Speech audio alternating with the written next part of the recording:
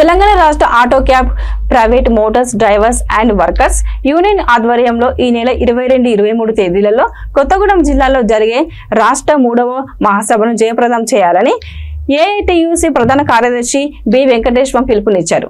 నారాయణగూడలోని రాష్ట్ర కార్యాలయంలో ఏర్పాటు చేసిన మీడియా సమావేశంలో ఆయన మాట్లాడుతూ మహాలక్ష్మి పథకం ద్వారా నష్టపోయిన ఆటో క్యాబ్ డ్రైవర్లకు సంవత్సరానికి 12,000 రూపాయలు వెంటనే చెల్లించాలని ప్రభుత్వాన్ని డిమాండ్ చేశారు.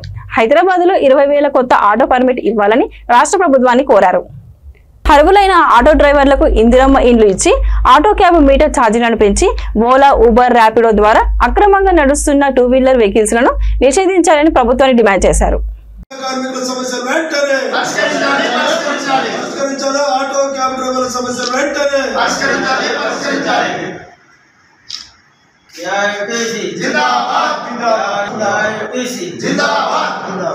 అక్రమంగా తిరుగుతున్న ఓలా, ఊబర్ బైక్లను నిషేధించాలి.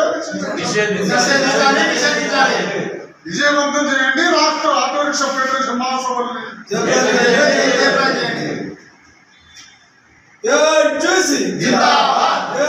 పరిష్కరించాలి. రవాణా రంగ కార్మికుల సమస్య వెంటనే పరిష్కరించాలి. రవాణా రంగ కార్మికుల సమస్య వెంటనే 12,000 రూపాయలు వెంటనే ఇవ్వాలి. 12,000 రూపాయలు వెంటనే ఇవ్వాలి.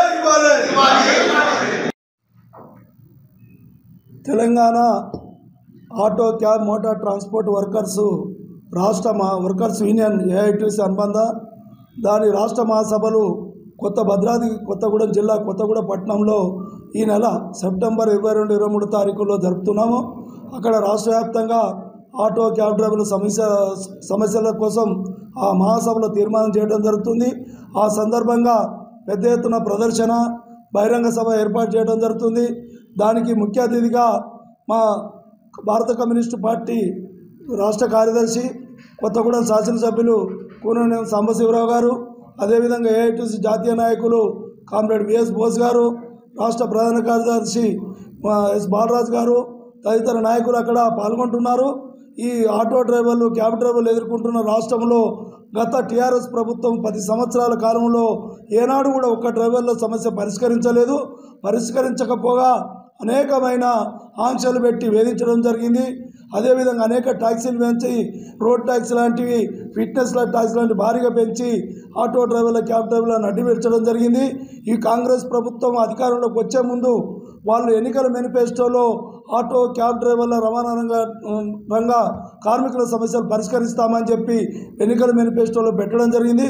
ముఖ్యంగా ఆటో క్యాబ్ డ్రైవర్లకు మేము అధికారంలోకి వచ్చిన వెంటనే 12,000 రూపాయలు ఇస్తామని చెప్పడం జరిగింది. మొన్న పార్లమెంట్ ఎన్నికల్లో కూడా అన్ని పత్రికా ప్రకటనలు, టీవీలలో కూడా ఆటో డ్రైవర్లకు 12,000 ఇస్తున్నామని చెప్పి ప్రకటించడం జరిగింది. అది ఇప్పటి వరకు ఇవ్వలేదు.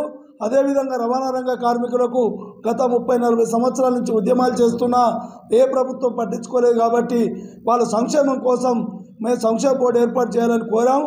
వారు ఏర్పాటు చేస్తామని ఎన్నికల మేనిఫెస్టోలు కూడా పెట్టడం జరిగింది. అది ఇప్పటి వరకు అమలు కాలేదు.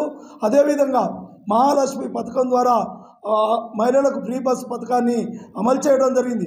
దాన్ని మేము వ్యతిరేకించట్లేదు, స్వాగతిస్తున్నాం. కానీ దానివల్ల నష్టపోయిన ఆటో డ్రైవర్లందరినీ కూడా ఆదుకుంటామని చెప్పి రాష్ట్ర ప్రభుత్వం హామీ ఇవ్వడం జరిగింది.